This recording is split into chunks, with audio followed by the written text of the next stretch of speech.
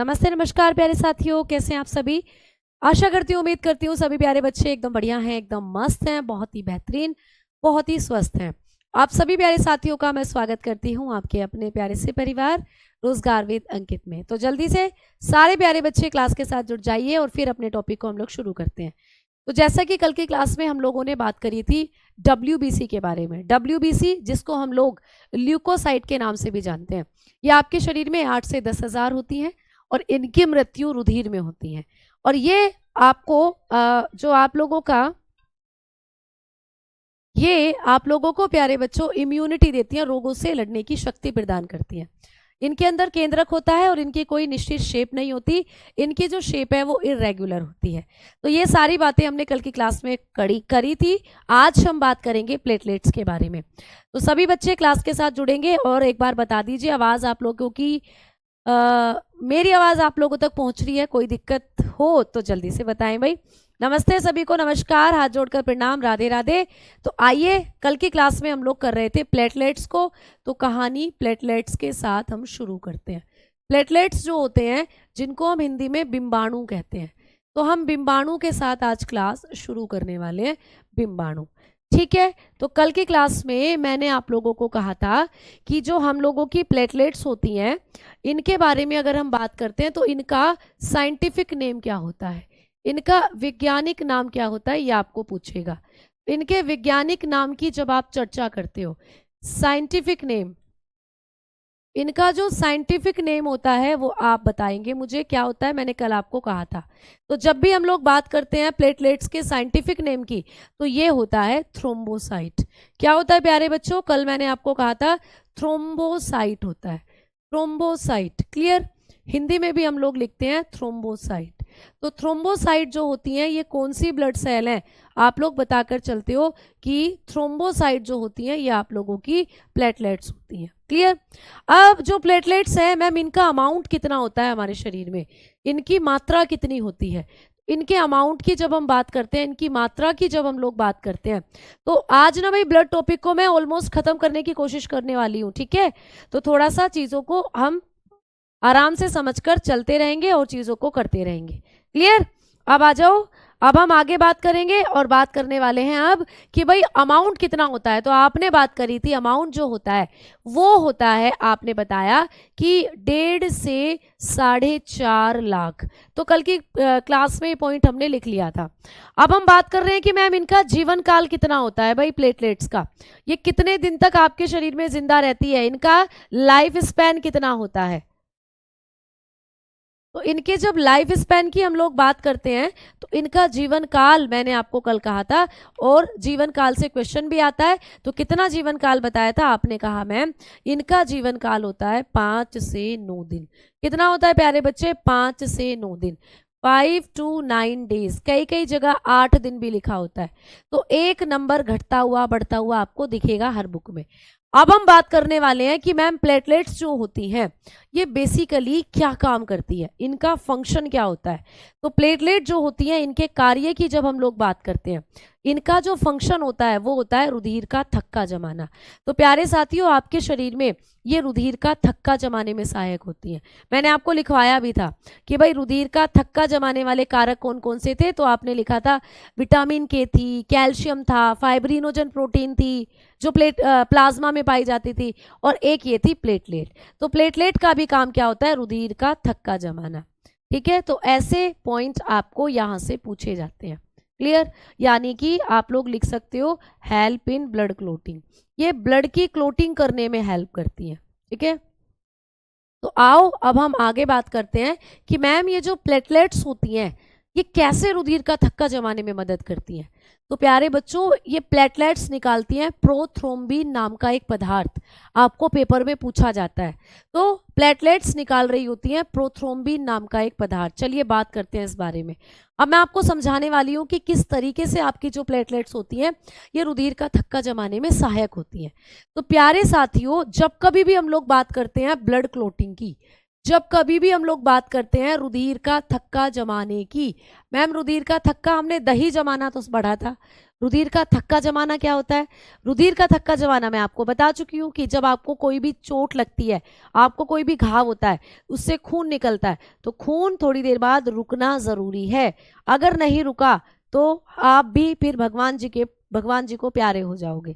तो खून रुकना जरूरी है और खून रुकने का काम हमारी बॉडी खुद करती है।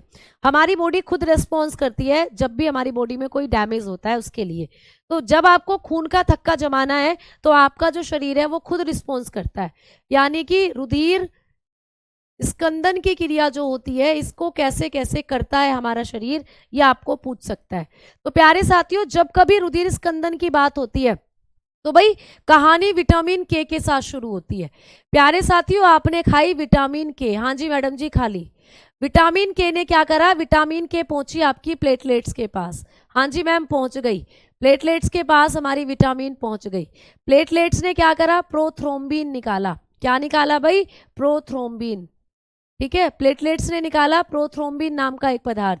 और प्रोथ्रोम्बिन जो है ये कैल्शियम की उपस्थिति में, आपके शरीर में कैल्शियम भी है, कैल्शियम आपके ब्लड में है, तो ये कैल्शियम की उपस्थिति में कन्वर्ट हो जाता है थ्रोम्बिन में। किसमें कन्वर्ट हो जाता है? थ्रोम्बिन में। और मैम ये थ्रोम्बिन जो होता है ये किस में कन्वर्ट हो जाएगा, या ये थ्रोम्बिन किसको एक्टिव करेगा?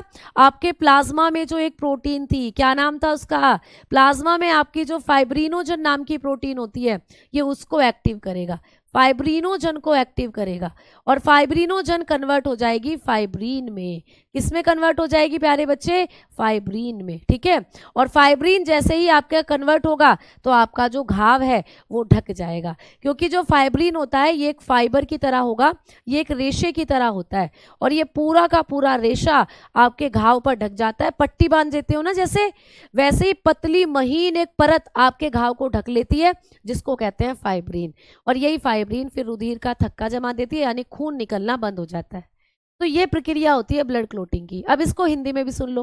मुझे पता है कई बच्चों के कमेंट आ रहे होंगे मैम हिंदी में, देखो मिल ही गया है ना, तो आ जाओ अब हम इसको हिंदी में भी पढ़ते हैं।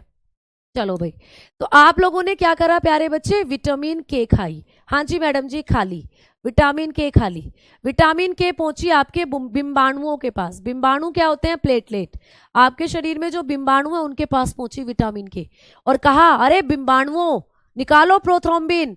बिंबाणु कहते हैं ठीक है मैडम जी, विटामिन के मैडम हम निकालेंगे अब प्रोथ्रोम्बिन। प्रोथ्रोम्बिन एक केमिकल होता है बेटा, ठीक है। तो इन बिंबाणुओं ने क्या करा? प्रोथ्रोम्बिन निकालना शुरू कर दिया। प्रोथ्रोम्बिन इन्होंने निकालना शुरू कर दिया। अब प्रोथ्रोम्बिन को मिल गया कैल्शियम, प्रोथ्रोम्बिन के पास पहुंचा कैल्शियम। आप कैल्शियम भी खाते हो ना, दूध में कैल्शियम होता है ना, आप बहुत बहुत तरीके से कैल्शियम को लेते हो, तो आपके शरीर में पहुंचा कैल्शियम। अब कैल्शियम ने कहा भैया प्रोथ्रोम्बिन कन्वर्ट हो जा थ्रोम्बिन में, तो प्रोथ्रोम्बिन क्या करता है? कैल्शियम को देखकर डर जाता है और थ्रोम्बिन में कन्वर्ट हो जाता है, यानी प्रोथ्रोम्बिन से ही बनता है थ्रोम्बिन। ठीक है, इसी से बनता है थ्रोम्बिन। तो ये जो प्रोथ्रोम्बिन है ये थ्रोम्बिन में कन्वर्ट हो जाता है। अब ये थ्रोम्बिन जो होगा प्यारे बच्चे, ये क्या काम करेगा? ये पहुंचेगा आपके प्लाज्मा में, आपके रक्त के प्लाज्मा में पहुंचता है थ्रोम्बिन, और रक्त के प्लाज्मा से कहता है भाई साहब तुम्हारे पास एक प्रोटीन है ना। प्लाज्मा कहता है मेरे पास तो बहुत सारी प्रोटीन है, मेरे पास तो एल्ब्यूमिन है, ग्लोबुलिन है, फाइब्रिनोजन है, तू बता तुझे कौन सी चाहिए। तो ये प्रोथ्रोम्बिन कहता है प्लाज्मा से भाई साहब हमें थोड़ी देर के लिए ये फाइब्रिनोजन प्रोटीन दे दोगे। प्लाज्मा कहता है क्या करेगा? इससे एक रेशे जैसा, इससे एक तंतु, एक धागे जैसी संरचना बनाऊंगा जो घाव को ढक लेगी और घाव से खून निकलना बंद हो जाएगा। तो प्लाज्मा कहता है अच्छा इतना अच्छा काम करेगा, जा ले जा। तो ये थ्रोम्बिन फाइब्रिनोजन के पास जाता है और फाइब्रिनोजन से कहता है मैडम जी जरा फाइब्रिन में कन्वर्ट हो जाना। ये कहती है फाइब्रिनोजन ठीक है भाई, मैं भी फाइब्रिन में कन्वर्ट हो जाती हूँ।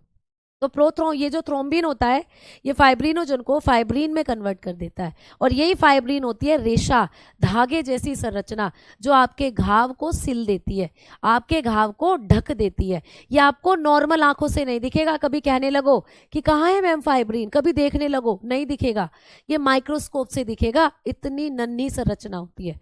तो ये आपके घाव को ढक लेगी। मान लीजिए ये घाव हो रहा है उंगली में, मान लीजिए घाव है, इस घाव को ये फाइब्रिन का जो जाल है ऐसे ऐसे ढक देगा और यहाँ से खून निकलना फिर बंद। इसी प्रक्रिया को कहते हैं प्यारे बच्चों रुधिर स्कंदन यानी ब्लड क्लोटिंग। मैम ये पूरी प्रक्रिया कितने टाइम में हो जाती है? ये इसको फाइब्रिन को लिख लेना, फाइब्रिन हिंदी में, ठीक है, फाइब्रिन। मैम ये पूरी प्रक्रिया कितने घंटों में हो जाती है? तो पहले इसको लिख लो, फाइब्रिनोजन, फाइब्रिनोजन हिंदी में। तो भाई फाइब्रिनोजन ही फाइब्रिन में कन्वर्ट होता है। फाइब्रिन जो है घाव को ढक लेता है और घाव से खून निकलना बंद हो जाता है। मैम ये पूरी प्रक्रिया कितनी देर में होगी? तो लगभग 6 से 10 मिनट में ये पूरी प्रक्रिया आपके शरीर में हो जाती है। तो आपकी चोट से खून को निकलने के लिए या खून को रोकने के लिए जो टाइम होता है वो 6 से 10 मिनट होता है।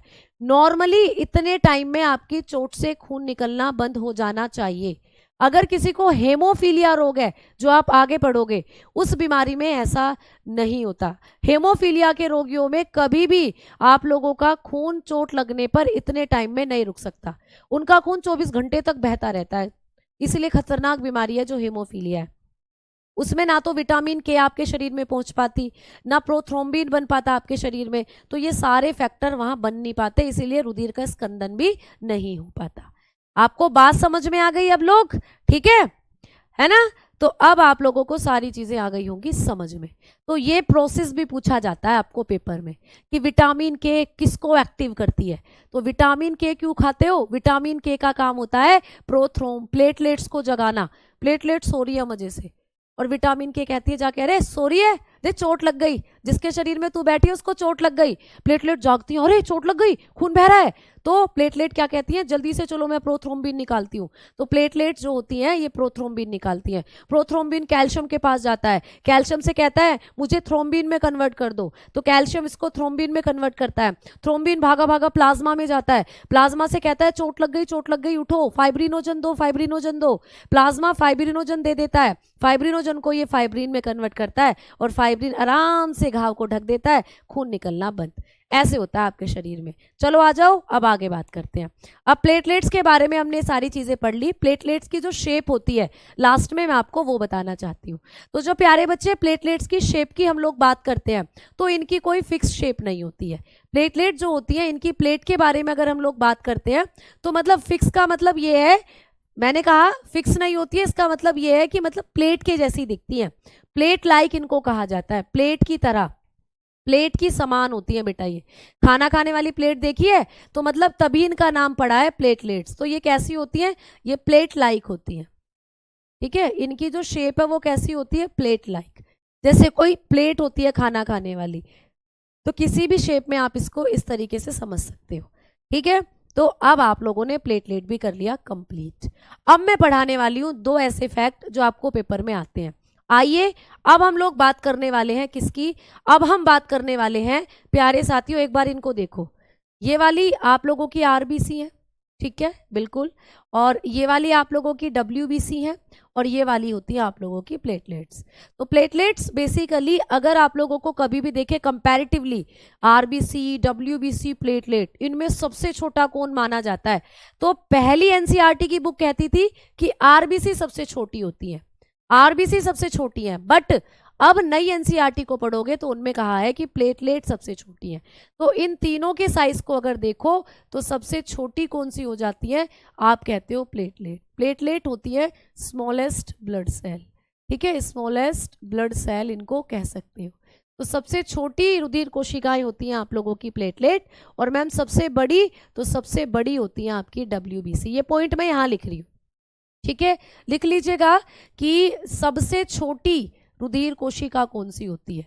तो सबसे छोटी रुधिर कोशिका, सबसे छोटी रुधिर कोशिका, ठीक है, ये एनसीईआरटी में रिवीजन हुआ है बेटा, ये अपडेट हुई है चीज।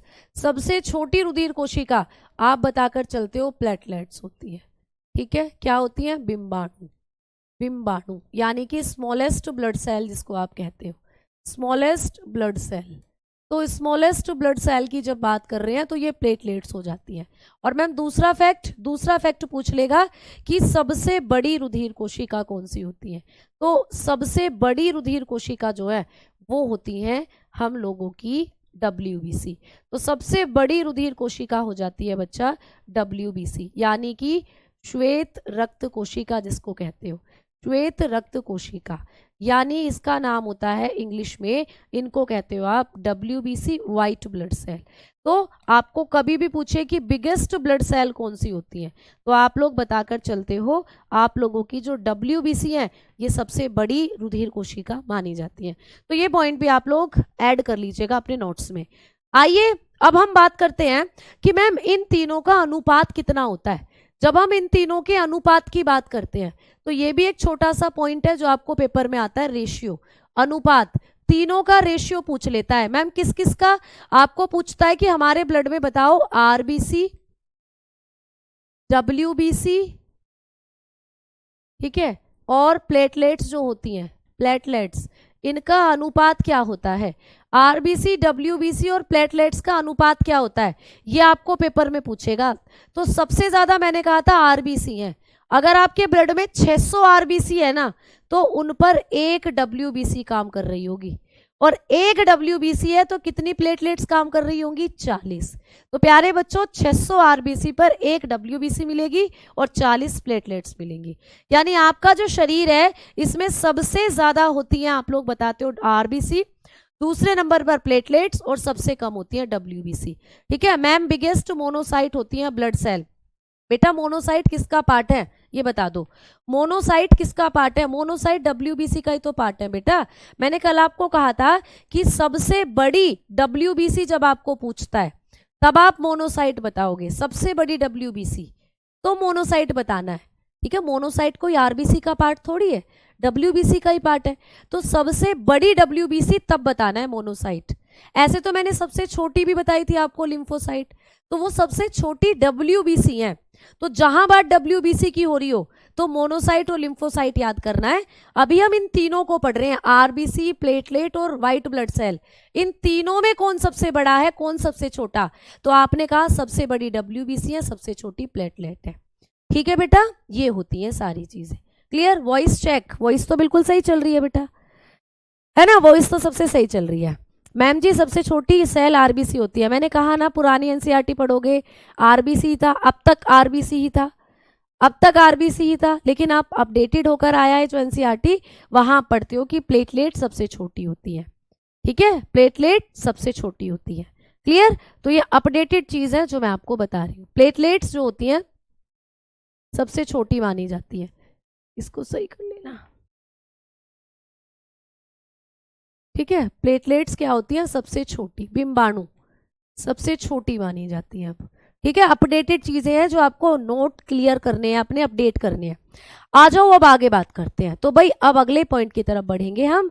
अगला पॉइंट हमारा क्या है, अगला पॉइंट है कि मैडम जी हैपेरिन क्या होता है। हैपेरिन, एक छोटी सी हेडिंग डालेंगे सभी बच्चे, हैपेरिन, छोटी सी हेडिंग डालेंगे अपने नोट्स में, हैपेरिन। क्या होता है हैपेरिन। प्यारे साथियों, आप लोगों का जो ब्लड है ना, आपके ब्लड के अंदर ये हैपेरिन दौड़ता है। तुमने सुना है हमारी रगों में खून दौड़ता है, मैं कहती हूँ हमारे ब्लड के अंदर हैपेरिन दौड़ता है। तो तुमने वो डायलॉग तो सुना होगा, तुम्हारी रगों में खून है, तो तुम अब कहोगे तुम्हारे ब्लड में हैपेरिन है। या तुम्हें मैं बार बार बताती हूँ तुम्हारे टूथपेस्ट में नमक है, तो तुम कहना अब टूथपेस्ट में नमक से हमें कोई मतलब नहीं है, हमारे पेपर में तो क्वेश्चन आएगा क्या तुम्हारे ब्लड में हैपेरिन है।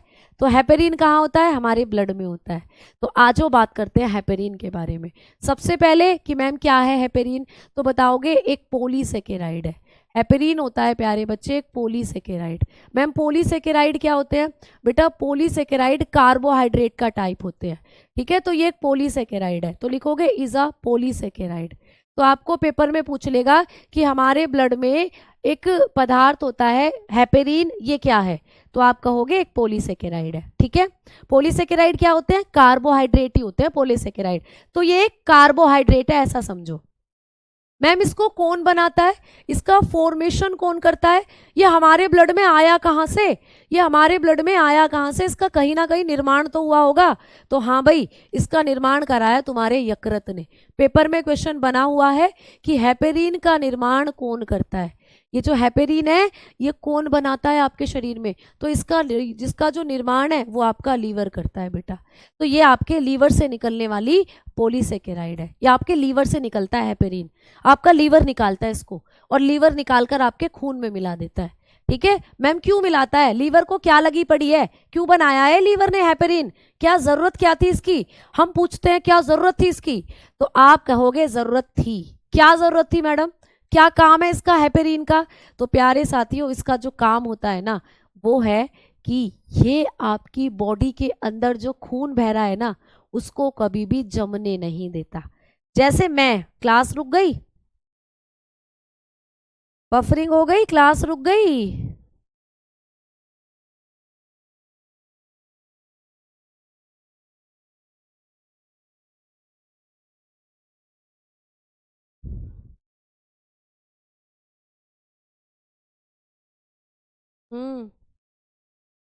कुछ ना।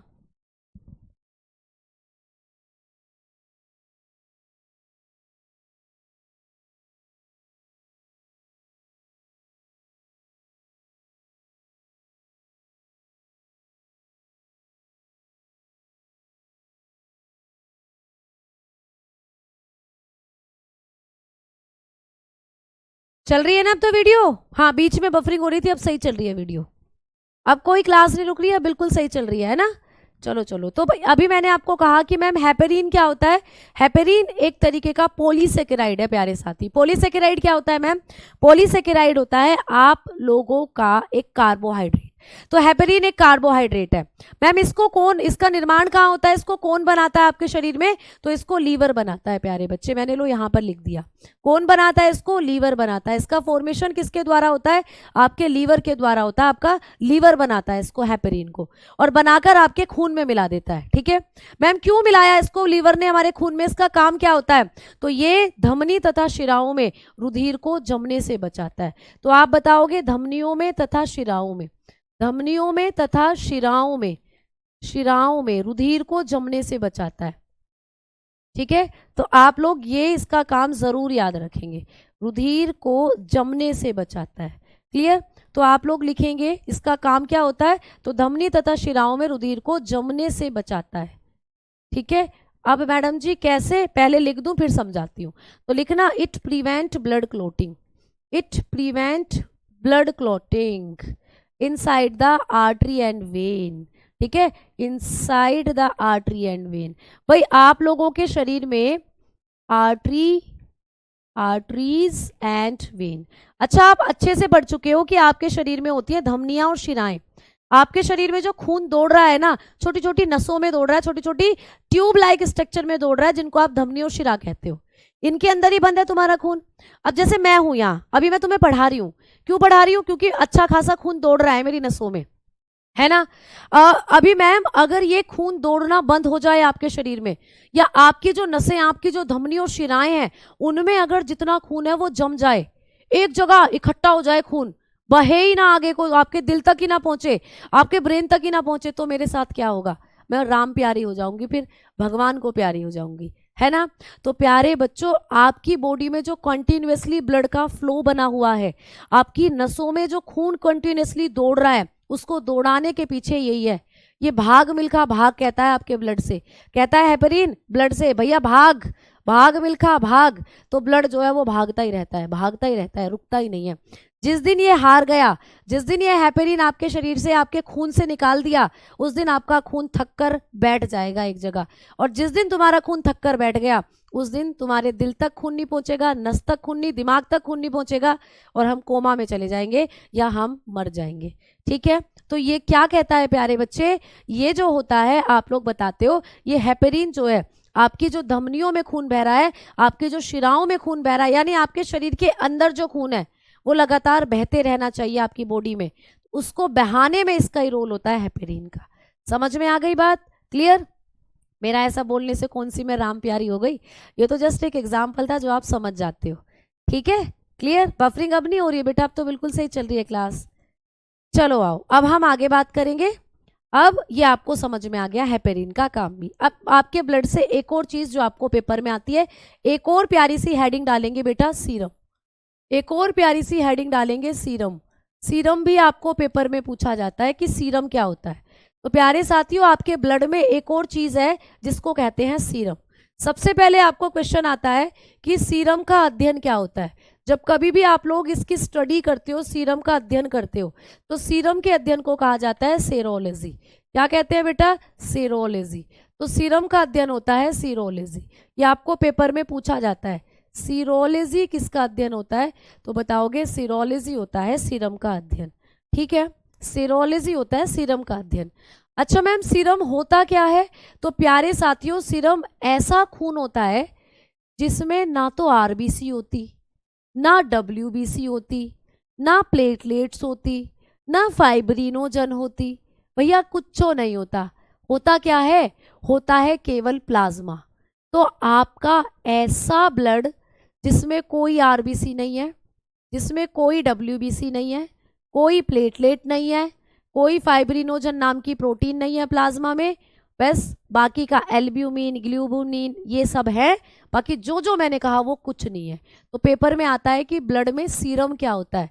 तो सीरम होता है, मैं लिख रही हूं ऐसा ब्लड, लिखेंगे ऐसा रुधिर, ऐसा रुधिर जिसमें जिसमें कोई रुधिर स्कंदक कारक, मतलब अभी मैंने लिखवाया था ना रुधिर स्कंदक कारक आप लोगों को, रुधिर स्कंदक कारक। ठीक है, रुधिर स्कंदक कारक कौन कौन से थे रुधिर स्कंदक कारक? चलो देखो एक बार, अभी मैंने लिखवाया था ना, विटामिन के थी, प्लेटलेट्स थी, प्रोथ्रोम्बिन थी, थ्रोम्बिन थी, फाइब्रिनोजन थी, फाइब्रिन थी, ये सब रुधिर स्कंदक कारक हैं। इनमें से कुछ भी नहीं होगा सीरम के अंदर। तो सीरम जो होता है वो ऐसा ब्लड होता है जिसमें कोई रुधिर स्कंदक कारक व रुधिर कोशिका नहीं होती। रुधिर कोशिका आरबीसी, डब्ल्यूबीसी, प्लेटलेट कुछ भी नहीं है, रुधिर कोशिका नहीं पाई जाती। तो पेपर में आपको क्वेश्चन आता है कि सीरम के बारे में कौन सा कथन सत्य है।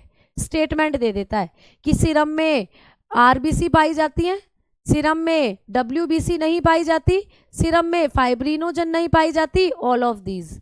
तो आप लोग बताकर चलते हो कि सीरम ऐसा खून है जिसमें कोई रुधिर स्कंदक कारक नहीं है, मतलब इसमें फाइब्रिनोजन, विटामिन के, कैल्शियम कुछ नहीं है, और दूसरा इसमें कोई रुधिर कोशिका भी नहीं है। रुधिर कोशिका बोले तो आरबीसी, डब्ल्यूबीसी, प्लेटलेट कुछ नहीं है। तो लिखोगे blood which do not have any blood clotting factor. भाई कोई ब्लड क्लोटिंग फैक्टर इसके अंदर नहीं है। ठीक है, blood clotting factor and blood cell, कोई ब्लड सेल भी नहीं है। भाई ब्लड सेल का मतलब तो अब तुम समझ ही चुके हो, आरबीसी, डब्ल्यूबीसी, प्लेटलेट्स ये होती है ब्लड सेल। तो भैया ऐसा खून जिसमें कोई रुधिर स्कंदक कारक नहीं है, कोई रुधिर कोशिका नहीं है, उसी को कहते हैं सीरम। मैम इस सीरम का इस्तेमाल हम लोग कहाँ करते हैं? तो इस सीरम का इस्तेमाल हम लोग करते हैं विभिन्न रोगों की जांच में। इसका कार्य क्या होता है बेटा? इसका फंक्शन होता है सीरम का, इसके द्वारा हम रोगों की जांच करते हैं। ठीक है, रोगों की जांच करते हैं बेटा, रोगों की जांच। जैसे किसी को कोई बीमारी है, डॉक्टर आप लोगों का ब्लड सैंपल लेता है, ब्लड में से सीरम को अलग करके ही आपके जो बैक्टीरिया, वायरस है आपके ब्लड में, उनकी जांच की जाती है। तो आपका जो सीरम है ब्लड के अंदर, इसका ही इस्तेमाल हम लोग करते हैं रोगों की जांच में। ठीक है, तो लिखोगे टू डायग्नोस या टू टेस्ट डिजीजेस। ठीक है, तो जो डिजीजेस होती हैं, जो रोग होते हैं, उनकी जांच करने में हम सीरम का इस्तेमाल करते हैं। क्वेश्चन ऐसे भी आ जाएगा आप लोगों को, बेटा अब तो क्लास सही चल रही है बेटा हम पढ़ रहे हैं ब्लड। अब ब्लड कोशिका के बारे में बात करी हमने, कौन सी? रुधिर कोशिका सबसे छोटी है बेटा। यहां पर बात हुई है रुधिर कोशिका की, रुधिर कोशिका की, ब्लड सेल की। हमने शुक्राणु की बात करी, तो शुक्राणु तो आपकी गैमेट सेल है बेटा, शुक्राणु तो आपकी जनन कोशिका है। तो कौन सी जनन कोशिका सबसे छोटी है, तब शुक्राणु बताना है। हम बात कर रहे हैं कौन सी रुधिर कोशिका सबसे छोटी है, तब प्लेटलेट बताना है। तो मैंने लिख रखा है ना कि सबसे छोटी रुधिर कोशिका कौन सी होती है, तो मतलब ब्लड की बात हो रही है, जनन कोशिका की नहीं। सबसे छोटी जनन कोशिका शुक्राणु है। ठीक है, समझ में आ गई बात? चलो भाई, तो क्लियर करते हैं कि कॉन्सेप्ट को अच्छे से। तो ये अब आपको समझ में आ गया। तो रोगों की जांच करने के लिए हम सीरम का ही इस्तेमाल करते हैं। जब डॉक्टर आपका ब्लड निकालता है, कहता है ब्लड टेस्ट करवा लो, टाइफाइड है, मलेरिया है, क्या है, पता चल जाएगा। तो कैसे पता चलेगा? ब्लड के सीरम की जांच करने पर ही पता चलता है। सीरम में ही बैक्टीरिया, वायरस ये आपको देखने को मिलते हैं। ठीक है, तो ऐसे क्वेश्चन आ जाता है कि विभिन्न रोगों की जांच के लिए रक्त के किस भाग का इस्तेमाल होता है, तो आप आंसर लगा के आओगे सीरम का। ठीक, चलो भाई आ जाओ, आगे बात करते हैं। ठीक है, लोगो हटा दूं? ये जो लोगो लग रहा है बेटा, ये सेटिंग में ही लग रहा है, मैं इसको यहाँ से थोड़ी हटा सकती हूँ, वो आपको एप्लीकेशन में ही लग रहा है, इसलिए आपको दिख रहा है। आ जाओ, अब आगे बात करते हैं। अब ये दोनों हेडिंग आपकी कंप्लीट। अब हेडिंग डालो ब्लड ग्रुप्स। आ जाइए भाई, जिसका हमें था इंतजार वो घड़ी आ गई। ब्लड ग्रुप्स की अब हम लोग बात करेंगे। ब्लड ग्रुप्स जिसको कहते हैं रुधिर समूह। क्या भाई यार, रुधिर के भी समूह होते हैं, ब्लड भी अपना समूह बनाता है? तो हाँ भाई, रुधिर जो है ये अलग अलग रूपों में पाया जाता है और इसके इस रूपों को ही हम लोग समूह कह देते हैं। तो भाई आओ, सबसे पहले बात करेंगे कि रुधिर समूह की खोज किसने करी थी, ब्लड ग्रुप की डिस्कवरी किसने करी थी। तो जो ब्लड ग्रुप है इनको सबसे पहले खोजा था कार्ल लैंडस्टीनर ने। किसने बच्चा? Karl Landsteiner. तो आपको पेपर में आता है कि रुधिर समूह की खोज किसने करी थी, आप बताएंगे कार्ल लैंडस्टीनर ने। ठीक है, तो कार्ल लैंडस्टीनर नाम के साइंटिस्ट ने सबसे पहले ब्लड ग्रुप को खोजा था। कब खोजा था? तो आप लोग बताएंगे 1901 में। ठीक है, 1901 में सबसे पहले कार्ल लैंडस्टीनर ने बताया था कि हमारे शरीर में अलग अलग तरीके के खून होते हैं। किसी के शरीर में ए ब्लड ग्रुप है, किसी के शरीर में बी ब्लड ग्रुप है, किसी के शरीर में ए बी है, किसी के शरीर में ओ है। तो मतलब सबसे पहले रुधिर समूह की जो खोज करी थी वो कार्ल लैंडस्टीनर ने करी थी। ठीक है, चलो अब हम लोग बात करते हैं कि मैम कार्ल लैंडस्टीनर ने जब ब्लड ग्रुप को खोजा था तो इन्होंने बहुत अच्छा काम करा था भाई, तो इसीलिए 1930 में इन्हें नोबेल प्राइज भी मिला था बेटा। इन्हें 1930 में नोबेल पुरस्कार से सम्मानित किया गया था। तो इन्हें नोबेल पुरस्कार दिया था प्यारे बच्चे, कब? 1930 में। तो आपको ये भी क्वेश्चन आ जाता है कि किसको 1930 में रुधिर समूह की खोज से संबंधित होने पर नोबेल पुरस्कार दिया था, तो बताओगे कार्ल लैंडस्टीनर को। तो इन्हें नोबेल प्राइज भी दिया गया था प्यारे साथियों। ठीक है, ये वाली चीज भी आपको याद रखनी है। अब हम आगे बढ़ेंगे कि मैम कार्ल लैंडस्टीनर ने कौन कौन से ब्लड ग्रुप की खोज करी थी। पहला पॉइंट तो हमने पढ़ा कि भाई इन्होंने नोबेल प्राइज जीता था क्योंकि ब्लड ग्रुप की खोज करी थी। दूसरा पॉइंट पढ़ेंगे कि मैम इन्होंने कौन कौन से ब्लड ग्रुप की खोज करी थी। तो प्यारे साथियों, इन्होंने 3 ब्लड ग्रुप खोजे थे। मैम होते कितने हैं? होते हैं 4। हमारे शरीर में, हम इंसानों में 4 तरीके के ब्लड मिलते हैं। तो मैम इन 4 में से कितने ब्लड इन्होंने खोजे थे? इन्होंने 3 खोज दिए थे। 3 कौन कौन से? तो आप बताओगे ए, बी एंड ओ। तो इन्होंने 3 ब्लड ग्रुप को खोजा था, ए बी ओ। अब इन तीनों को मिलाकर इन्होंने कहा ए बी ओ रुधिर समूह तंत्र। तो आपको पेपर में क्वेश्चन आता है कि ए बी ओ रुधिर समूह तंत्र की जो खोज थी, ठीक है, को खोजा था कि खोज किसने करी, ये आपको पेपर में पूछा जाता है। तो आप बताओगे कि ए बी ओ रुधिर समूह तंत्र को खोजा था किन्होंने? कार्ल लैंडस्टीनर ने। तो पेपर में ऐसे क्वेश्चन आता है कि मानव में 4 तरीके के ब्लड ग्रुप पाए जाते हैं। इन 4 में से कौन कौन से रुधिर समूह को कार्ल लैंडस्टीनर ने खोजा? तो आप बताते हो ए को खोजा, बी को खोजा और ओ को खोजा। और इन तीनों को मिलाकर क्या कहा गया? ए बी ओ रुधिर समूह तंत्र कहा गया। तो सीधा सीधा क्वेश्चन ऐसे भी आ जाता है कि ए बी ओ रुधिर समूह तंत्र की खोज किसने करी थी? आप फिर भी आंसर ठोक कर आते हो कार्ल लैंडस्टीनर। ठीक है, तो आप लोगों को कभी भी पूछता है A B O blood group system जो था इसको किसने खोजा, तो A B O blood group system की जो खोज करी थी वो कार्ल लैंडस्टीनर ने करी थी, याद रखोगे। ठीक है, चलो मैम, अब आपने अभी अभी कहा कि हम मानवों में, हम इंसानों में ब्लड ग्रुप तो 4 होते हैं, है ना मैडम जी। आपने अभी अभी कहा कि अगर हम मानव की बात करते हैं, अगर हम इंसानों की बात करते हैं, तो हमारे अंदर तो रुधिर 4 होते हैं, हमारे अंदर तो 4 प्रकार के रुधिर होते हैं, 4 टाइप के ब्लड होते हैं। आपने कहा ए होता है, आपने कहा बी होता है, आपने कहा ओ होता है, और आपने कहा ए बी होता है। इन 4 में से इन 3 को तो आपने कहा अभी अभी कि कॉर्लैंड स्टीनर भाई साहब ने खोज दिया था, है ना। लेकिन ये जो एक बच्चा यहाँ पर ए बी, जिसके भी शरीर में ए बी ब्लड ग्रुप है, वो तो परेशान हो रहा होगा। अब मेरे अंदर तो ए बी ब्लड ग्रुप है। कितने बच्चों का ब्लड ग्रुप ए बी है, जल्दी बताओ। कितने बच्चों का ब्लड ग्रुप ए बी है, जल्दी से बताओ। यहाँ पर जो भी बच्चे क्लास के साथ जुड़े हुए हैं, है ना, कितने बच्चों का ब्लड ग्रुप ए बी है। आरबीसी की खोज ल्यूवेनहॉक नाम के साइंटिस्ट ने करी थी बेटा, ल्यूवेनहॉक ने। जब हम अभी ल्यूवेनहॉक को पढ़ेंगे ना, तो मैं वहां आपको लिखवाऊंगी भी इस पॉइंट को, ठीक है, क्लियर। हाँ जी, हाँ जी, हाँ जी, 1902 में है प्यारे बच्चे, आप लोग बताकर चलते हो जो ए बी ब्लड ग्रुप है 1902 में। ये सन भी आपको बड़े परेशान करते हैं। अब आप लोगों को यहाँ मैंने 1901 लिखा है, आप नेट पर सर्च करोगे कई जगह आपको 1900 मिलेगा, 1900 मिलेगा कई जगह। 1900 और 1901 दोनों ही सही हैं अपने आप में, लेकिन हम एनसीईआरटी के आधार पर चलते हैं तो 1901 हम लिखकर चलते हैं, ठीक है। 1902 में जो हुआ था वो ए बी ब्लड ग्रुप की खोज हुई थी। अब ए बी ब्लड ग्रुप को किसने खोजा, ये आपको पूछेगा। तो ए बी ब्लड ग्रुप की जो खोज करी थी वो 2 वैज्ञानिकों ने मिलकर करी थी। ए बी ब्लड ग्रुप को जो खोजा था, अभी मैं पीछे बता रही हूँ किसने करी थी। अब बच्चे बोल रहे हैं कि ए बी ब्लड ग्रुप किसका है, मेरा तो ए है, ओ है, बी है, मेरा ए है, मेरा बी है, बी पॉजिटिव है, मेरा ओ पॉजिटिव है। चलो भैया, जो भी ए बी पॉजिटिव वाले बच्चे हैं या ए बी ब्लड ग्रुप वाले बच्चे हैं वो बेचैन हो गए, हमारे ब्लड ग्रुप को किसने खोजा, हमें भी बताओ। तो आ जाओ बात करते हैं।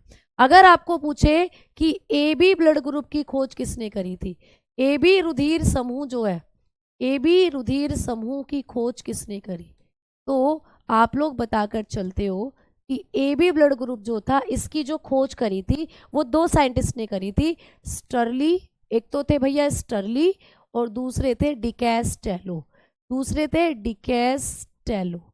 स्टर्ली और डिकैस्टेलो ने 1902 में प्यारे साथियों खोजा था किसको, आप लोग बताकर चलते हो ए बी ब्लड ग्रुप को, ठीक है। तो आप लोग बताएंगे discovery of A B blood group. तो ए बी ब्लड ग्रुप जो था इसको किसने खोजा, आप लोग बताएंगे स्टर्ली और डिकैस्टेलो ने खोजा था। नाम लिख लेंगे, स्टर्ली एंड डिकैस्टेलो। तो स्टर्ली और डिकैस्टेलो नाम के साइंटिस्ट थे, इन्होंने खोजा था ए बी ब्लड ग्रुप को। ये दोनों कौन थे, ये दोनों थे कॉर्लैंड स्टीनर के स्टूडेंट।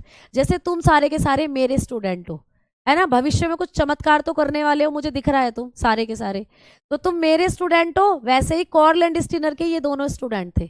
तो जब कॉर्लैंड स्टीनर ने ए बी और ओ ब्लड ग्रुप को खोज दिया, इन्होंने कहा हम भी कुछ खोजेंगे, हम भी कुछ खोजेंगे। इन्होंने खोजते खोजते खोज निकाला ए बी ब्लड ग्रुप को। तो इस तरीके से चारों ब्लड ग्रुप इंसानों के खोज दिए गए।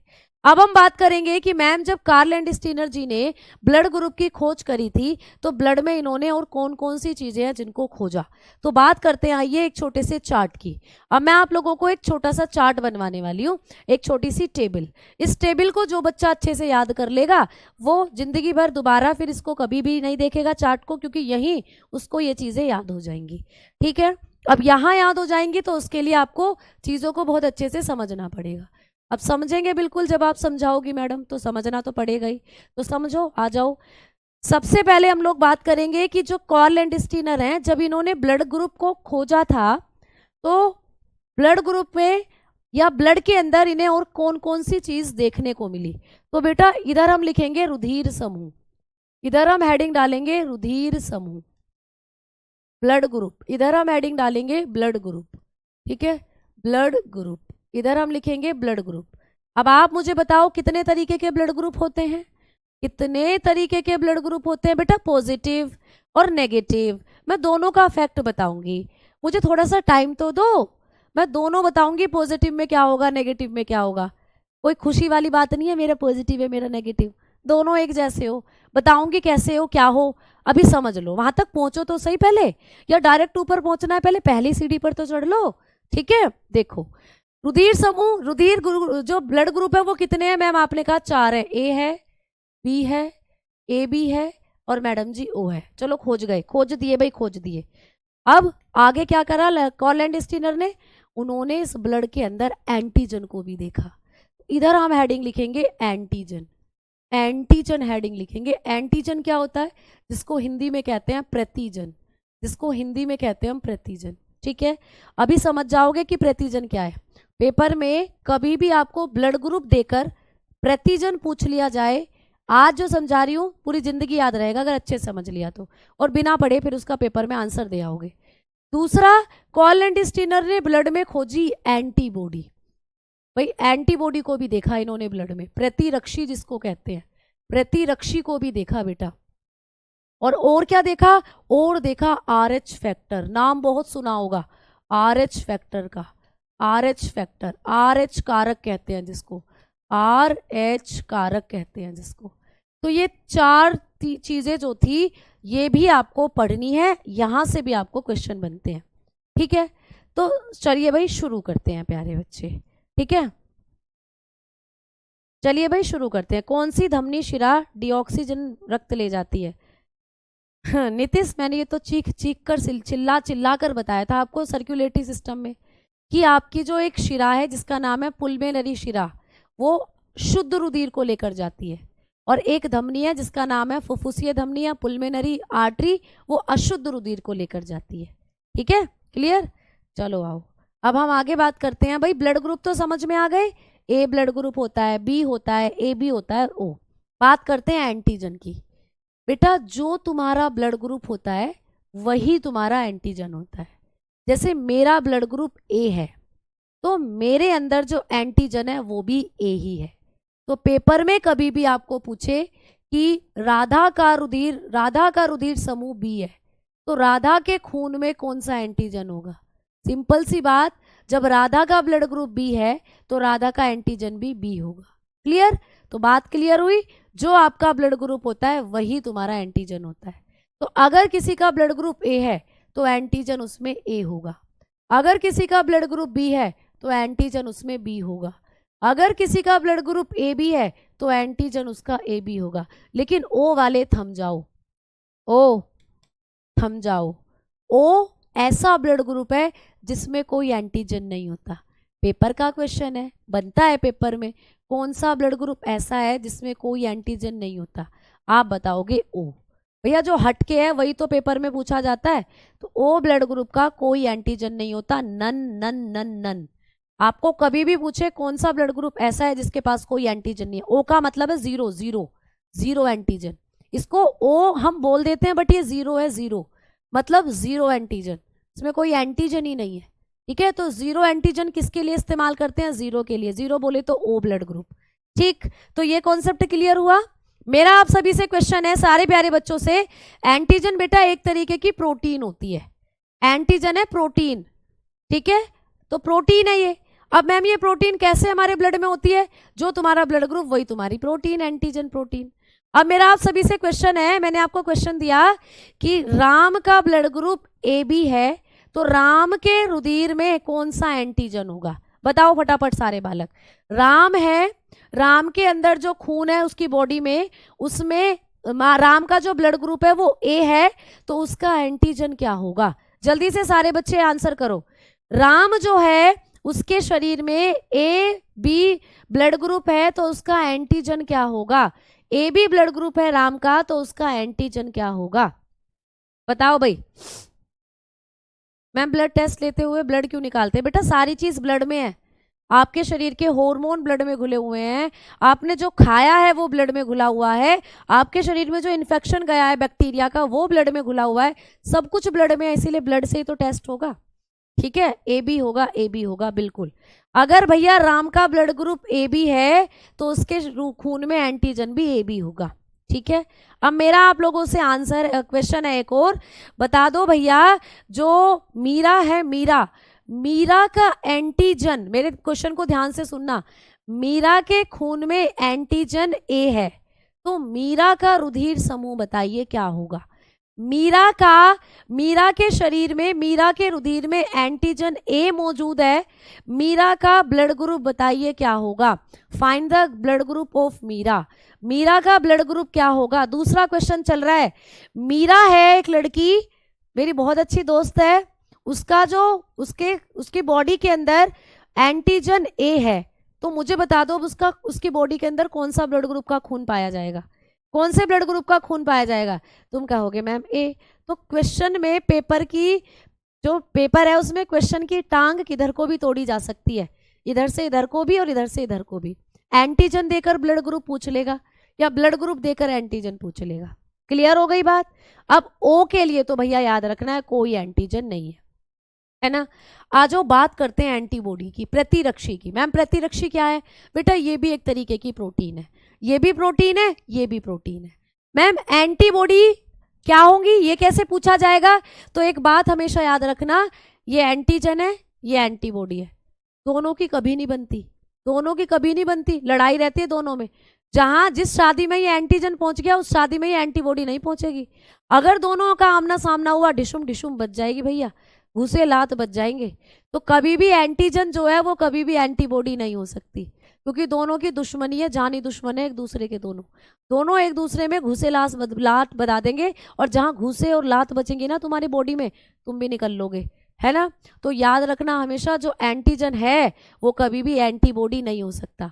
अगर तुम्हारा एंटीजन ए है तो तुम्हारा एंटीबॉडी कभी भी ए नहीं हो सकता, ये हमेशा विपरीत रहते हैं। अगर आपका एंटीजन ए है तो आपके शरीर में एंटीबॉडी बी होगी बेटा, ठीक है। अगर आपका ब्लड ग्रुप बी है तो एंटीजन बी होगा, लेकिन एंटीबॉडी यानी प्रतिरक्षी जो होगी वो ए होगी, क्योंकि बी का उल्टा क्या होता है ए का उल्टा क्या होता है बी। तो ये हमेशा ऑपोजिट होते हैं, एक जैसे जब भी होगे डिशुम डिशुम बच जाएगी, ठीक।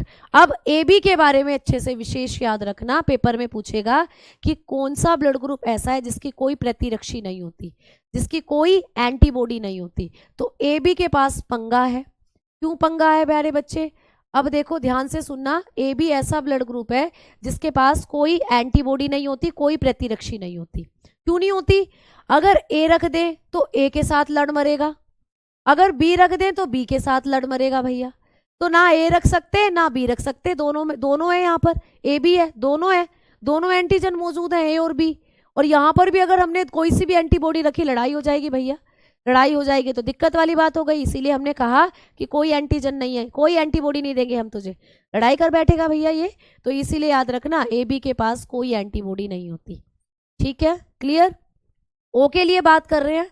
ओ ब्लड ग्रुप जो है इसके पास दोनों प्रतिरक्षी हैं, इसके पास दोनों एंटीबॉडी हैं। मैम क्यों है दोनों, जरा समझाना दोनों क्यों है प्यारे बच्चे। बोथ, कौन सा ब्लड ग्रुप ऐसा है जिसके पास दोनों प्रतिरक्षी होते हैं, दोनों का मतलब ए बी है और बी भी है, जिसके पास दोनों प्रतिरक्षी हैं, ऐसा कौन सा ब्लड ग्रुप है। तो कहोगे ओ। मैम क्यों है, क्योंकि ओ के पास तो कोई एंटीजन ही नहीं है ना, लड़ाई किससे होगी भैया, कोई है ही नहीं है जिससे लड़ाई हो। अब जब किसी जंगल में कोई ऐसी कॉलोनी है जहां तुम अकेले रह रहे हो, तुम्हारा ये घर है, दूर दूर तक कोई घर नहीं है और तुम उस घर में अकेले रह रहे हो, तो लड़ोगे किससे, दीवारों से, लड़ोगे किससे, दीवारों से। अब मान लीजिए तुम्हारे घर के पास एक साइड में एक और घर बन गया, उसमें भी तुम्हारी तरह कोई आंटी जी रह रही है ना, तो भैया रोज रोज बजेगी फिर डिशुम डिशुम, है ना। तो लड़ा कब जाता है, जब सामने वाले या पास के पास कोई हो, उससे लड़ोगे ना। जब यहाँ कमरा ही खाली है, ये इस कमरे में कोई रह रहा है, ये कमरा खाली है, तो किससे जाकर लड़ोगे, दीवारों से। तो भैया यहाँ पर कोई एंटीजन ही नहीं है, तो एंटीबॉडी किससे लड़े फिर। इसीलिए यहाँ हम दोनों एंटीबॉडी को रख सकते हैं, या दोनों एंटीबॉडी को हम रख सकते हैं, ठीक है। समझ में आ गई बात। तो एंटीजन के हमेशा विपरीत होती हैं एंटीबॉडी, एंटीजन के हमेशा विपरीत होती हैं एंटीबॉडी, ठीक है। स्मॉल इसलिए लिख दिया जिससे दोनों को अच्छे से वेरीफाई कर सको। ये कैपिटल है तो ये स्मॉल है, बाकी कोई दिक्कत नहीं है, तुम इनको भी कैपिटल लिख लो, कोई समस्या नहीं है। पेपर में जब आपको आएंगी तो स्मॉल कैपिटल में खुद लिखी आएंगी, आपको ये नहीं पूछेगा कि स्मॉल क्यों है कैपिटल क्यों है, जिससे आप इनको अलग अलग से डिफ्रेंशिएट करके लिख सको, इसलिए कैपिटल और स्मॉल में लिख देते हैं सिर्फ, ठीक है। क्लियर, समझ में आ गई बात, है ना। तो यहाँ पर ये कमरा खाली है, इसमें कोई नहीं है, इसीलिए एंटीबॉडी बेचारी किसी से नहीं लड़ेगी, यहाँ दोनों एंटीबॉडी आराम से रह सकती हैं। तो कौन सा ब्लड ग्रुप है जिसके पास दोनों एंटीबॉडी होती हैं, ओ के पास। ठीक है, अब आप लोगों से मेरा क्वेश्चन है, अगर अगर शाम का ब्लड ग्रुप ए है, उसके शरीर में कौन सी प्रतिरक्षी होगी? अगर शाम का रुधिर समूह ए है तो उसके शरीर में कौन सी प्रतिरक्षी होगी? भैया शाम का शरीर है, शाम के शरीर के अंदर जो है ब्लड ग्रुप ए है, तो बता दो एंटीबॉडी कौन सी होगी उसके शरीर में? शाम का ब्लड ग्रुप ए है, एंटीबॉडी कौन सी होगी? तो हमने कहा जो आपका ब्लड ग्रुप है वो तो तुम्हारा एंटीजन होता है ना, ब्लड ग्रुप जो है वो तो एंटीजन है, और जो एंटीजन हुआ वो एंटीबॉडी कभी नहीं हो सकता, लड़ाई बात जाएगी लड़ाई। इसीलिए अगर ब्लड ग्रुप ए है तो भैया एंटीबॉडी बी रखनी पड़ेगी, क्योंकि अगर ए रखोगे तो एंटीजन और एंटीबॉडी समान हो जाएंगी। तो याद रखना, आपके या तो ब्लड ग्रुप देकर एंटीबॉडी पूछ ले या आपको एंटीजन देकर एंटीबॉडी पूछ ले, तो जो आपका ब्लड ग्रुप है उसके हमेशा ऑपोजिट होगी आपकी एंटीबॉडी। क्लियर हो गया ना कॉन्सेप्ट? तो चार्ट यही याद हो गया आप लोगों को, दोबारा इसको सिर्फ एक बार रिवाइज करने की जरूरत पड़ेगी, बाकी यहाँ से आपको इजीली चीजें जो हैं वो याद हो जाएंगी। हो गई याद? ठीक है, तो भाई बी होगी, क्योंकि ए का उल्टा बी होता है, ये हमेशा ऑपोजिट काम करती है। आ जाओ आरएच फैक्टर की बात करते हैं। मैम आरएच फैक्टर क्या होता है? भैया अब है, बहुत से बच्चे जो परेशान हो रहे थे कि मैम मेरा ब्लड ग्रुप ए पॉजिटिव है, एक कह रहा था मेरा ब्लड ग्रुप ए नेगेटिव है, एक कह रहा था बी पॉजिटिव है, बी नेगेटिव है, ए बी पॉजिटिव है, ए बी नेगेटिव है, ओ पॉजिटिव है, ओ नेगेटिव है। तो हमने देखा कि हमारे पास जो 4 ब्लड ग्रुप है इन पर भी चार्जेस होते हैं, पॉजिटिव नेगेटिव पॉजिटिव नेगेटिव। तो ये पॉजिटिव नेगेटिव ही आपके आरएच फैक्टर है। तो आपके खून के ऊपर चार्ज जो होते हैं वो होते हैं पॉजिटिव नेगेटिव। तो आरएच फैक्टर क्या है भैया? आपके खून में जो पॉजिटिव और नेगेटिव चार्ज हैं ये आरएच फैक्टर कहलाते हैं। तो किसी का खून पॉजिटिव है, किसी का खून नेगेटिव। तो क्या मैम जिनका खून पॉजिटिव है वो हमेशा पॉजिटिव सोचते हैं, जिनका खून नेगेटिव है वो हमेशा नेगेटिव सोचते हैं? ऐसा कुछ नहीं है, सिर्फ ये चार्जेस हैं जो आपके ब्लड पर होते हैं। आपके ब्लड के अंदर जब आप लोगों को कोई भी, मतलब ये आरएच फैक्टर जो होता है इसको डी एंटीजन कहते हैं हम। आरएच फैक्टर का एक और नाम है डी एंटीजन, आरएच फैक्टर को हम डी एंटीजन कहते हैं। ठीक है, तो अगर हमें किसी के खून में ये डी एंटीजन दिख जाए, माइक्रोस्कोप में रखकर जब खून को देखेंगे तो उसके खून में जब हमें डी एंटीजन दिख जाए तो समझो उसका ब्लड ग्रुप पॉजिटिव है, और जिसके खून में ना दिखे उसका ब्लड ग्रुप नेगेटिव है। तो पॉजिटिव और नेगेटिव 2 तरीके के ब्लड ग्रुप होते हैं, कोई अच्छा नहीं है कोई बुरा नहीं है ना? समझ में आ गई बात? क्लियर? तो ऐसे होगा बेटा। ठीक है, अब आ जाओ। तो चीजें समझ में आ रही हैं आप लोगों को, है ना? सब कुछ याद हो गया ना अच्छे से? तो अब कुछ भी पूछ ले यहाँ पर आपको क्लियर हो जाएंगी चीजें। अब हम बढ़ रहे हैं आगे, थोड़ा सा आरएच फैक्टर के बारे में और बताऊंगी। आपको पेपर में क्वेश्चन आता है कि जो आरएच फैक्टर होता है इसकी भी खोज पूछ लेता है पेपर में, किसने करी, है ना? आरएच कारक जिसको कहते हैं, आरएच कारक की खोज किसने करी थी? तो प्यारे साथियों जो आरएच कारक है ना इसकी खोज करी थी इन्होंने, कार्ल लैंडस्टीनर ने। ठीक है, लेकिन साथ में एक और साइंटिस्ट को ले लिया था। तो इसकी खोज आपको पूछेगा, इसकी डिस्कवरी आपको पूछेगा।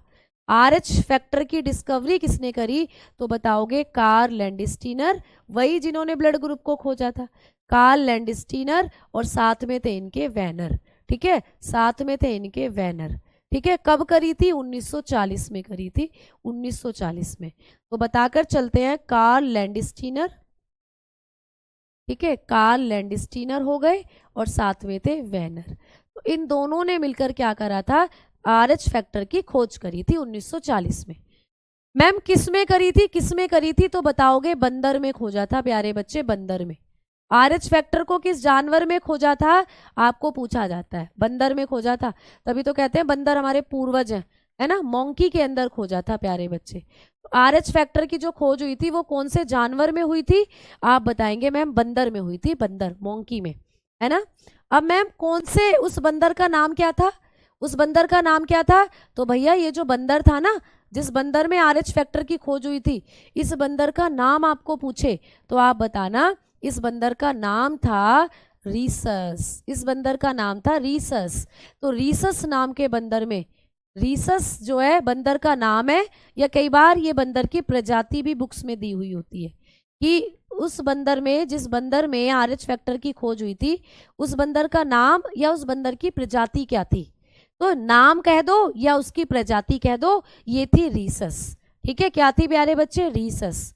तो रीसस नाम का बंदर था जिसमें RH फैक्टर की खोज हुई थी। तो इस रीसस के नाम के ही दो कैपिटल लेटर लेकर, R और H लेकर बना दिया RH फैक्टर।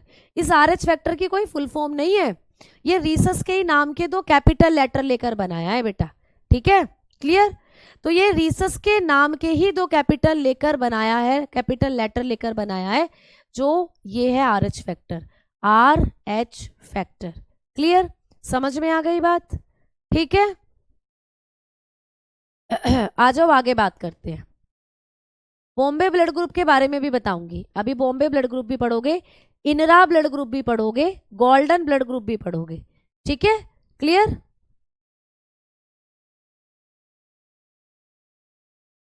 कार्ल लैंडस्टीनर और वैनर, क्या हुआ? कुछ समझ नहीं आ रहा है क्या? रीसस नाम का एक बंदर था जिसमें खोज हुई थी प्यारे बच्चे किसकी? आप बताकर चलते हो RH फैक्टर की। तो रीसस के नाम के ही दो कैपिटल लेटर लेकर बनाया था, RH फैक्टर। ठीक है, तो मेरे ख्याल से तो सब चीजें सही लिखी हुई हैं। ठीक, चलो आगे बात करते हैं अब हम लोग।